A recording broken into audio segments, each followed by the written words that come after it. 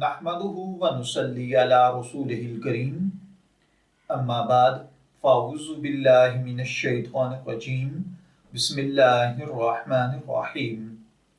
अस्सलामु अलैकुम dear viewers, आपके फेवरेट इस्लामिक इंफॉर्मेटिव चैनल फतवा ऑनलाइन से मैं हूँ शब्बीर अहमद। हमारा आज का टॉपिक है झटके या करंट के अमल के नतीजे में अगर जानवर को ज़िबा कर दिया जाए तो इसका शरई हुक्म।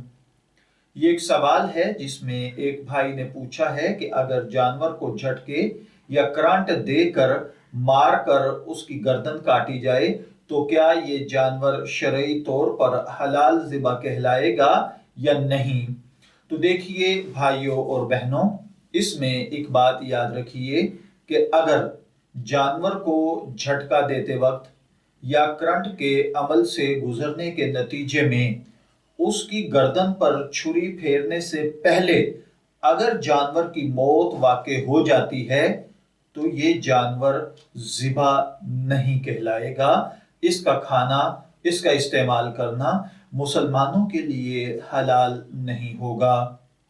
लेकिन अगर इस जानवर को झटके या करंट के अमल से गुजारने के बाद भी वो जिंदा था, उसकी मौत वाक़ई नहीं हुई थी और इस अमल से गुजरने के बाद अब इसको ज़िबा कर दिया गया है और ये जानवर जिंदा था, मैं रिपीट अर्ज कर रहा हूं कि अगर जानवर करंट के अमल से गुजरने के बाद या झटका लगने के बावजूद जिंदा था और अब इसको ज़िबा किया गया है तो ये जानवर ज़िबा के हुक्म में आएगा।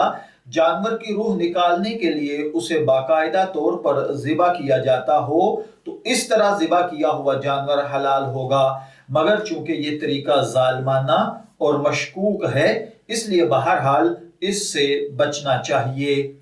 मैं दुआ गो हूँ कि अल्लाह ताला हमें इन बातों पर अमल करने की तौफीक अता फरमाए।